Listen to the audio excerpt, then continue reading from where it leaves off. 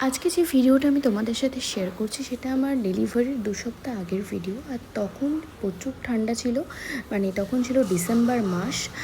আর আমি সন্ধ্যাবেলা রেডি হয়ে নিচ্ছিলাম। আমি আমার ডেলিভারির আগে আমি একটা সেকেন্ড ওপিনিয়ন নিয়েছিলাম, কারণ আমি সত্যি কথা বলতে চেষ্টা করছিলাম যাতে আমার নর্মাল ডেলিভারি হয়। কারণ আমার একার সংসারে মানে আমার নর্মাল ডেলিভারি হলে আমার অনেকটা সুবিধে হতো। তাই জন্য আমি সেটা জানতাম, কারণ আমার বৌদিকে আমি দেখেছিলাম ও নর্মাল ডেলিভারিতে ও কতটা তাড়াতাড়ি সুস্থ হয়ে গেছে।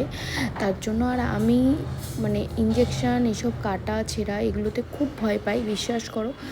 তাই জন্যই আমি সেকেন্ড ওপিনিয়নটা নিতে গেছিলাম, যে কোনো রকম কোনোভাবে যে তোমরা কি মানে মানে লেবার পেন আনিয়ে কোনোভাবে কিছু করতে পারা যায় কি না। কিন্তু আমাকে এখানে তো এইসব প্রসেসটা সত্যি হয় না।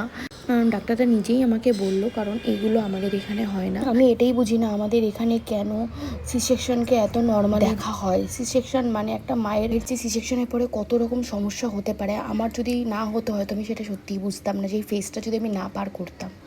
আমি একদম চেষ্টা করেছিলাম আমার নর্মাল ডেলিভারি হওয়ার জন্য। আমি 40 উইক পর্যন্ত ওয়েট করেছি আমার নর্মাল ডেলিভারির জন্য।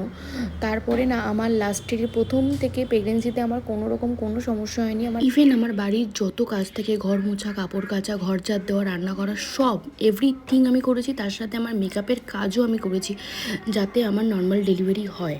আর আমার বেবির পজিশনও ছিল একদম নর্মাল ডেলিভারির মতনই। যদি এখানে সেরকম ব্যবস্থা থাকতো না, আমার সত্যি নর্মাল ডেলিভারি হতো।